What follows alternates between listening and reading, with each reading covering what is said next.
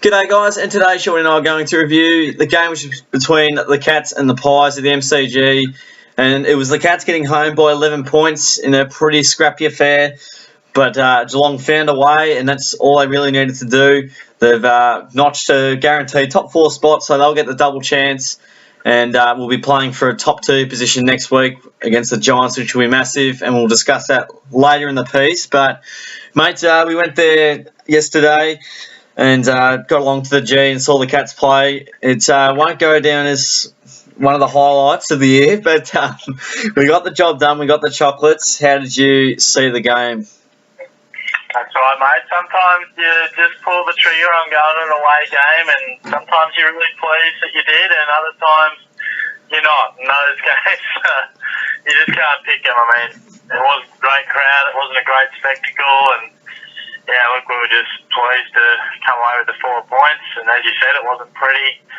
It was pretty ugly, really. But Yep. You get those 4 points, as you alluded to, for the ladder position, and look, are we the best team in the comp? No. Is that style of footy going to win us a final? No, but you just got to look to position yourself as well as you can on the ladder, and that's what that 4 points was. And after that start, it looked pretty terrible, and it's not easy to turn the momentum around, and sometimes when it's not your day, it's not easy to just get those little moments going, and I think a few of our leaders, led by Darijoe, made that happen, and in the end, we worked our way back in the game, and really we dominated after quarter time. I mean, that first quarter was shocking, and why that happened, I'm not sure. And that's something the coaching staff have to look at. Chris Scott said in his presser that clearly they are a slow starting team, and it's something they're going to have to look at. So no doubt they're going to have to be trying some things, and they're well aware of it.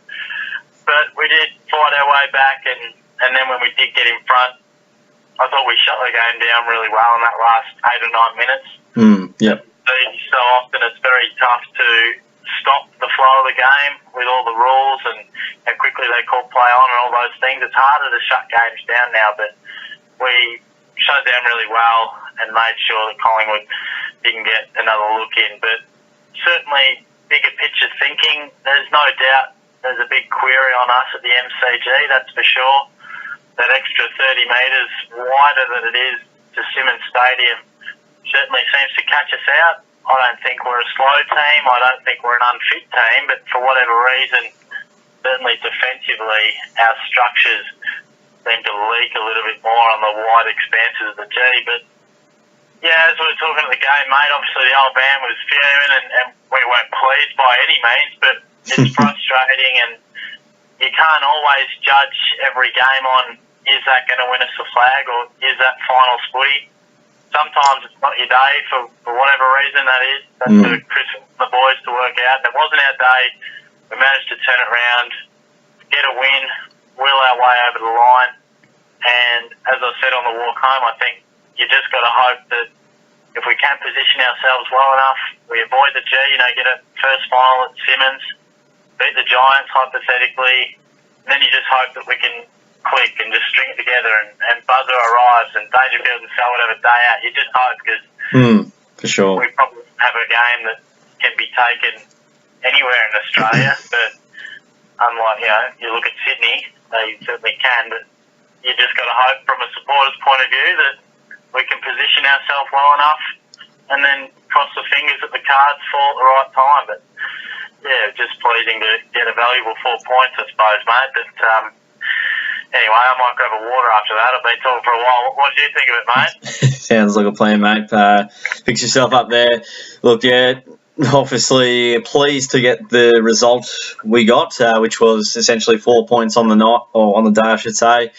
In the manner we've won, not very convincing at all. And you alluded to all the points. Is that going to win us a final? Is that going to be sustainable football? It's certainly not going to be. But sometimes when the day isn't quite going your way, if you get, as you said previously, mate, if you get a win in this even competition, no matter how you do it, it's very valuable. It's because it's going to come down to percentage for a couple of teams vying for a top 8 spot. It's certainly going to come down to a close game next week against the Giants as to whether we play in Geelong potentially, or whether we play in Adelaide. So it's so fine and so fragile, this competition. You've got to be on your game as much as you can, bank as many wings as possible, because if everything does click on one day, which obviously isn't fully sustainable, but if everything clicks on one day or a couple of games, whether that be a few finals or not, that can be all you need to win a premiership. There's obviously no lucky premiers. You've got to have a lot of skill, a lot of system, and a bit of luck as well. But largely on the game, look, we started terribly. It had that look about it. Collingwood beating us in the same way. They got out to a big lead early on, around 4-goal mark, and we were struggling early and just hoping to just keep that scoreboard ticking over and stopping Collingwood from their forward momentum. Every time it went inside 50 for them, and they looked super dangerous. There was so much space, and luckily the defence held up after quarter time. We only conceded 3 more goals from quarter time, which was pretty positive from a defensive structures mechanism. So you have to be pleased with that, I guess, in one sense. Obviously the 4 points. At times throughout the day, just overusing the handball, and sometimes that can be what you go to when the pressure is on and the opposition make you do that. And even if you go the long kick, the opposition almost set up for that as well. So you and the old man often have a bit of a chat about that one, and doesn't always, both don't see eye to eye on that one, which is fair enough, where you can just go that dump long kick, which is not going to do anything, but the handball will get you under more pressure, but you've got to use handball effectively to break the game open. So it's always interesting when you and the old man have a chat about that one. Yeah, mate. Always good, divides opinion there. But look, let's have a look at clearances. Won those. I think early on Collingwood were doing well, and we arrested the momentum there.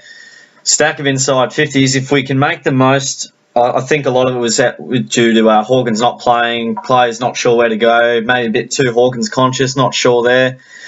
And it was like against Richmond the week before, we were really getting in there so much, but we just weren't doing anything with it. And we just weren't able to keep the ball inside our forward 50, not enough pressure on the ball carrier. And I think we'll discuss this later, mate, in the player review. With that forward line structure and setup and our ability to keep the ball inside 50, I reckon you'll have a few names there that you'll talk about and discuss with the best structures there later on in the piece. But look, you'll take the win, mate. I felt when we kicked the ball a bit more and had some really effective bits of play, our best bits of play for the day were when we had a couple of really good kicks, long kicks. A la Dangerfield had a good one up to half forward to Menzel. And I felt like we were our most dangerous when we were able to get the ball out in a bit of space and get a bit of kicking happening. But to the Pies' credit, unfortunately they're nearly awful, but they would look so dangerous up forward, but just made a few more errors than we did. And but you certainly can't you can't deny the Pies brought the pressure and intensity right from the word go, and their tackling was amazing all day. They were really good there. But look, reasonably pleased with getting the result, and it was weird late in the game. I felt it was so close, we were sort of behind, but I almost had confidence that we would step it up a gear and find a way to win. And I think at the end of the day, with this game, we were down and out, could have easily lost, maybe would have lost a game like this in the past. Pies had 8 out of their best 22, but to find a way to win in a very even comp, you take it every day of the week. Yeah, definitely, mate. I mean, they laid 100 tackles, good pressure, and 100. Yep, they did. 101. And wow. I suppose defensive structures did hold up reasonably well after quarter time, which is a good point. And perhaps the more cause for concern might be how we bring it into our forward 50, which you also alluded to, and structures and things like that. 60 inside 50s for 10 goals, 10, and wow, wow. Just not efficient enough, and we know that's been a little bit of a problem, but we might even touch on that a little bit more later on, mate, I think. For sure. Well, good stuff there, matey. We'll move into the votes for the game, and there's a couple to choose from, and not unfortunately, but it was a bit Dangerfield conscious for us, and gee, we'd be struggling without him, wouldn't we? Oh yeah, I mean, him again, just steps up. Yeah, Yeah, that's right. I mean, it wasn't one of his greatest games of all time, but once again, he was fired by his standards at half time, and we needed someone to lift, and it was him. And it's so lucky to have people like him that you can look to step up, because they so often do. So, yeah, he took my 3 votes, kicked the clutch goals, got the touches, got the clearances, and did it again without Selwood, so he was outstanding. I was really, really pleased with him. And 2 votes to Cam Guthrie. Yep. I've really enjoyed him through the midfield. I think it's a no-brainer that he stays there even when Selwood comes back, because he's clearly such a better player. Just looking at him, he just looks more confident running through there. For sure. 2 votes, really enjoyed his game. And I gave the 1 vote to Tom Stewart. I think there's been times throughout the year where I've nearly given him a vote on a couple of occasions, but I just thought he was as composed as he looked at the level, and just sweeps around and reads the play very well. And he's had a really good fortnight, so there are definitely a few to choose from. And Duncan Menegola, really good, and a few of those defenders which are pretty reliable, particularly in games where we strangle the opposition, they're always effective. So certainly a couple of stiff players again, but those were the votes in my opinion, mate. What do you think? Yeah, no, nice, mate. There always seems to be a few stiff when they're all playing well. When they're putting together some pretty good performances. But Dangerfield gets the 3. As you often say, he doesn't generally play his best games of all time, but he just racks up the numbers somehow and makes an impact in his own way. And the impact is just better than anyone else. It's quite clear cut as that. He got the 32 touches, got the 6 marks. 5 tackles, 2 goals too, just at the time of the games that he kicked these goals, and just the way he presents himself and just runs through the middle. And he was in those contests when he was just trying to get the ball out, wrench the ball out, get a tackle in there. It was amazing to watch how strong he is and how much drive he has to just get that ball. Is unfathomable, just crazy good. But so he gets my 3 there. I've given the 2 to Sam Menegola. He got the 28 touches, 11 marks. He marks the footy pretty well, I must say. Got the 4 tackles as well and kicked 2 goals at pretty important moments as well, I thought. Again, not Benegola's best game of all time either, but he certainly stepped up reasonably well. Could have maybe kicked 3, but again, I hope he works on his goal kicking. He's straightened up a little bit better there, but look, he's kicking inside 50, as we know, is an absolute weapon of his, and need to hopefully use it as much as possible towards the end of the season. And I've given the 1 vote to Jed Bewes, who got the 12 touches. He got the 3 marks as well, 6 tackles, which is huge, and kicked a goal at a very, very critical stage. He's so confident now. You've talked about how he was this guy in the VFL that would just run and dash off half back, take blokes on. He's so confident when he gets to the footy. He's really strong in the contest. He doesn't get beaten too often. I think he kept Elliott's goalless as well, so that's an amazing effort, because Elliott can trouble us at times, and kicking a really good goal at a stage where we needed it most. And his run and dash off half back is excellent as well, just what we need. So he's much more than just a shutdown Dower back pocketer. He's really providing some great run and continuity for us. Yeah, absolutely. He's an example of one of those guys who's on the list for a while, and they get to that stage where you're not sure whether they're going to make it or not, and that's sort of what makes or breaks you, really, when you got to cut blokes and restart again from the draft, or they actually come on. So he's come on really well, and he looks very comfortable at the level now, which is good. Yeah, and I'll just highlight a couple other names. Mitch Duncan, fantastic, 32 touches on his return. He wasn't great with the footy, but he did pretty well. Selwood, again, 12 tackles, amazing. Smith had a fair bit of the ball and was good around the ground too. He racked it up. I really like Stewart's game, and Guthrie was really impressive as well. Was a bit stiff not to get a vote, but as you said, mate, his best footy looks to be when he's running, dashing out of that centre circle. I would like to think and hope that he would retain his spot somewhere in the midfield there, rotating with whoever, really. Yeah. But you've got to keep Scooter in there as well almost, so it'll be a tough balance, but the coaches can work that one out, matey. That's their job. So we'll move into the player review section, chopping block, whatever we like to call it. Short segment, mate, and You've got a few players on the list, and I reckon there'll be some Geelong forwards that might, we might be in cohesion with that one and have pretty similar thoughts. What have you got for us this week? Yeah, definitely. I think, as we touched on, that cohesion in the forward half isn't always there, whether is it the delivery, is it the system up forward, is it just players getting separation from their opponent and moving well in the forward 50? I think it's probably the latter. I think it's hard to tell because you're watching the ball most of the time, but yeah, for sure. If you looked at a lot of other forward 50s and how they move and dart around, because gone are the days where you pump it inside 50 and you clunk the mark. It's all about movement and cutting away and blocking for your mate and finding space, creating space, and lowering the eyes.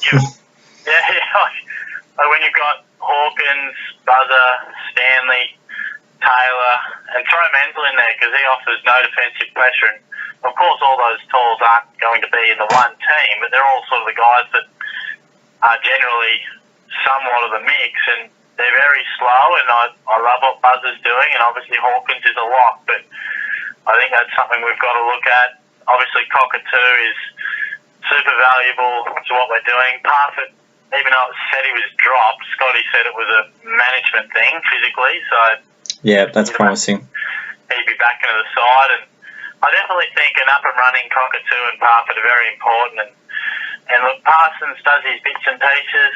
Maybe Kunico's a guy that we bring in. I think Scott Simpson, he does a couple of nice things, but he's just a young man making his way, so I couldn't see us going to a big final with him in the team. Same goes with Zach Guthrie. I think maybe a Tom Ruggles might be better suited. I know Ruggles isn't the best user of the ball, but I think Guthrie, you just don't know what the coaches have told him to do. He might be doing his job really well, but he doesn't offer a great deal with the ball, and just purely from his body size, he's pretty limp in the contest just for where he's at in his career. But I think certainly Hawkins comes back. I mean, that's clear, and they've just got to find that mix in the forward line. I think we are a bit slow out of there. I don't think it's a coincidence that we get frustrated with teams running the ball out of our back or our forward 50 easily. I don't think that's luck or chance. Certainly a pace thing, and when it does come to ground, we're in trouble more often than not. So I've said for a while, I think some teams can maybe afford to have a player out and they bring another one in. It's not a big difference. I think if we're going to do any damage in the finals, we need our very best 22, 23 players available, or we're not going to be that dangerous, because I think we've got a pretty youthful underbelly and it's a bit inconsistent at times. All it takes is for maybe a Motlop to be off, and then you don't know what you're getting from Parsons, Simpson, Guthrie, wins Menzel out physically, and does Buzzer stand up, and all those sort of things. So College Asney as well, Thurlow's another. So I think we definitely need our best available players, which isn't the case with everyone. I think it's very important for us. So I'm not exactly sure what they'll do for ins and outs as such, but that's certainly more of a, discussion to the end puzzle, really. But you know that Hawkins is going to come back, and I'd like to think maybe Zach Guthrie goes out for Ruggles, and maybe Scott Simpson out for Brandon Parfitt, and for Hawkins, it's a tough one, really. Menzel. It's tough to say because, it's hard. I wouldn't drop Buzzer, but I just don't know. Yeah, it's a tough one. I mean, maybe they drop a defender and put Taylor to the back line. That'd be something you'd maybe think about.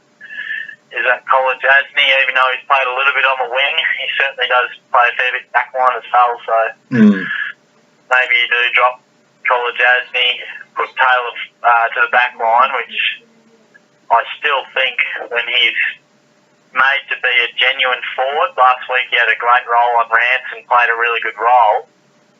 But I think as a genuine forward, I still think he struggles. So yeah, for sure.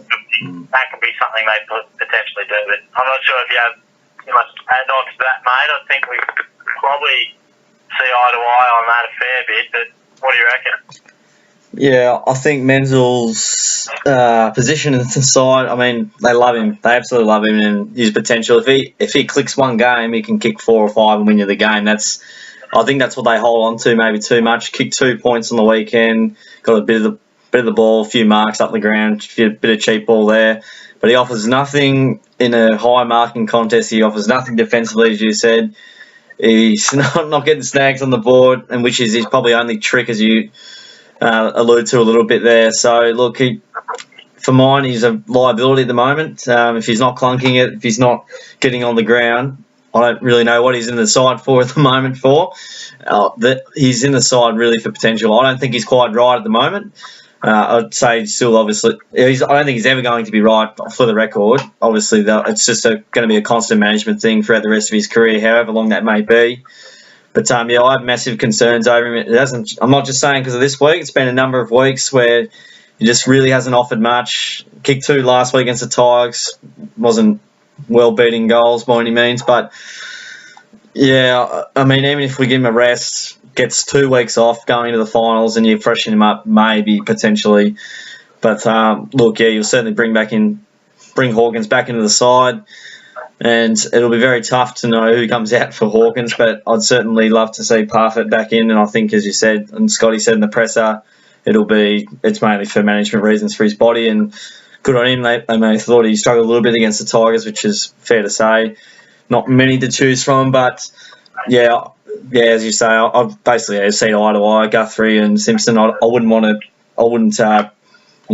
put my house on them bringing in a big game into a final. So, look, yeah, definitely would like to see Ruggles play a bit of footy. You need a bit of mongrel going into big games, and Ruggles certainly does that. He can be ineffective with the ball. He can give away a few free kicks here and there, but the upside of him beating his man and having a bit of run out of the back line probably outweighs that from what you would get from a very safe and nice footballer in Guthrie. So, yeah, whether they drop someone from the back, tall from the back line, potentially to put Taylor back, they'll monitor that as the game sort of goes next week. But look, yeah, the balance is looking good in the midfield. The back line's solid. It really is the connection between the midfield and the forward. And I personally think it is a lack of movement from the forward line, but I reckon it also have to be with cohesion from player to player between the midfield and the forward, because these guys haven't played a lot of footy together. You look at the Crows, you look at the Hawks, they've played a lot of footy together. So, and it's no coincidence that they can find targets pretty effectively and get a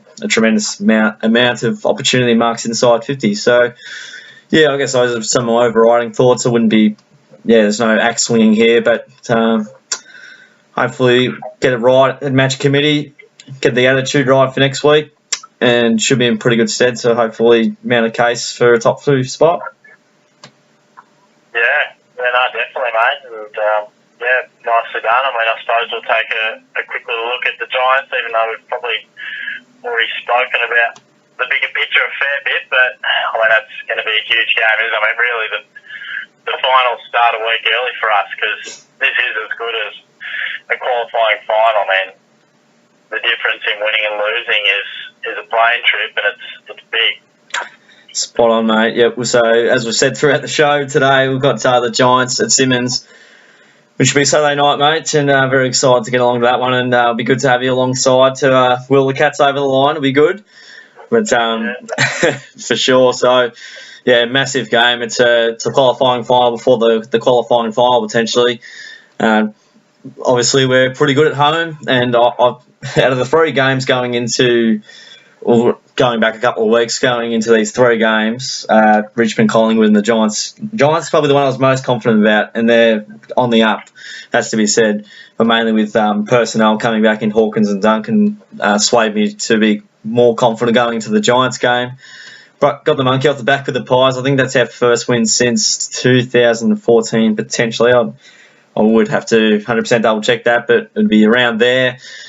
Look, I think I can see us winning. I'm more confident going into this game than the other games. Giants are a great side, but I think we just play Simonds that well, and I think the pressure we brought last time with 3 debutants, and I think we also had one of our key midfielders out. I think Selwood was out, that's right, because he had a concussion.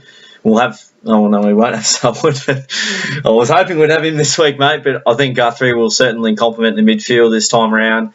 We won't be going in as inexperienced. I think we pressure the Giants really well. We got them down there last year. It was 16 points until Whitfield kicked a goal on the sign to make it 10.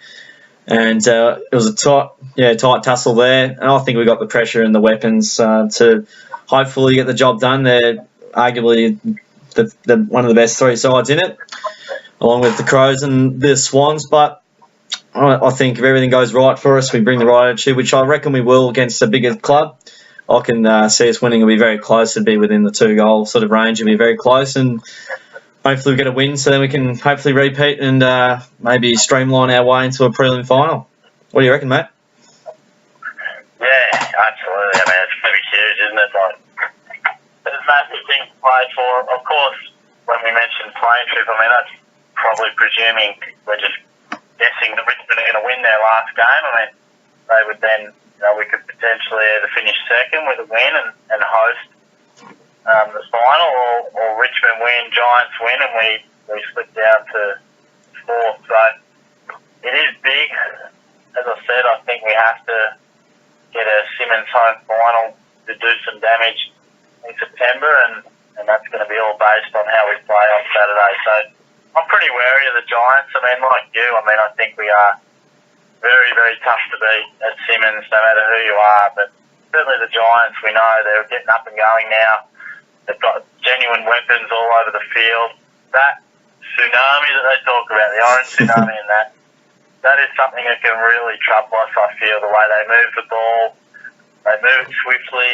They can cut you apart from clearance and from defensive 50. So we'll certainly have to be doing everything they talk about that we do at Simonds with the strangling and blocking the exits and using ground to our advantage. We're going to need that, because I think if this was perhaps anywhere else, you'd be fairly concerned, because I think the Giants are starting to look like a team we probably thought they would. So yeah, definitely. Yeah, I go there somewhat confident for sure, but like you said, I think it'll be within 2 goals either side, and it's going to be close. So there's play for, be a big crowd, and yeah, it's going to be big time, mate, because the carrot dangling for the winner is big. So I'm looking forward to getting along there, mate.